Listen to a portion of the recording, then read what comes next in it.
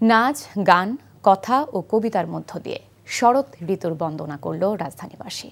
ঢাকা বিশ্ববিদ্যালয়ের চারুকলার বকুলতলায় শরৎ বরণের উৎসব থেকে অস্থিরতার পরিবর্তে দেয়া হয়েছে শান্তির বার্তা। নূর হোসেনের রিপোর্ট।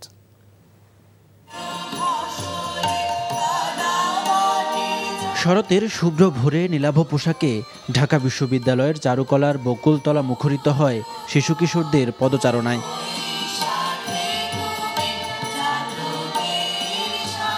কানে কাঁঠাল চাপা গুঁজে ছিল কিশোরীদের আনাগোনা।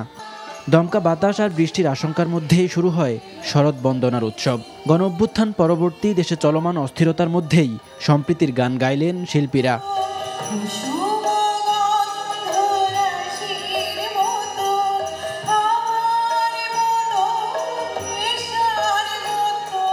শরৎ বন্দনা করে একক ও দলীয় গান, নৃত্য ও আবৃত্তি দিয়ে এই অনুষ্ঠান সাজানো হয়।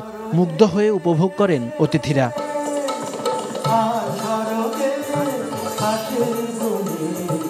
দালানে গড়া শহর, বড় বড় ব্রিজ, ফ্লাইওভার সব রয়েছে, কিন্তু কোথাও যেন স্বস্তিটা নেই। শরৎ হচ্ছে স্বস্তির ঋতু, সুতরাং এই দিনটির জন্য, এই সময়টির জন্য আমরা অপেক্ষা করে থাকি। এই যান্ত্রিক শহরে এই আমাদের যে পরবর্তী প্রজন্মকে জানাতে হবে আমাদের কৃষ্টি, আমাদের সংস্কৃতি, না হলে কিন্তু আমরা তো বাঙালি, তাই না? শরতের শুভ্রতা প্রকৃতি ও মানুষের মাঝে ছড়িয়ে দেয়াই এই আয়োজনের মূল লক্ষ্য বলে জানিয়েছেন আয়োজকরা। আমরা চাই যে বাঙালির যে মলিনতা, কুমণ্ডুকতা অথবা সংকীর্ণতা দূর হোক। এই সাদা মেঘের ভেলা, এই শ্বেত শুভ্র কাশফুল, এই শুভ্রতা ছড়িয়ে পড়ুক বাঙালির অন্তরে সর্ব জায়গায়। দিনব্যাপী এই আয়োজনে বাঙালি জাতির সংস্কৃতির নানা দিক ফুটিয়ে তোলা হয়।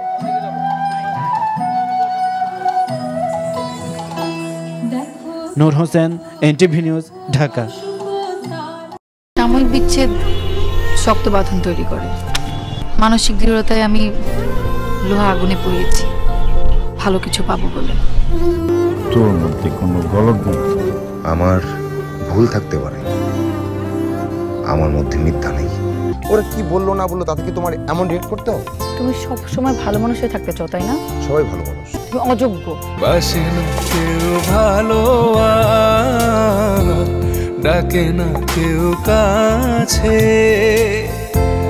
তোমায় মনে করার কারণ খুব আছে।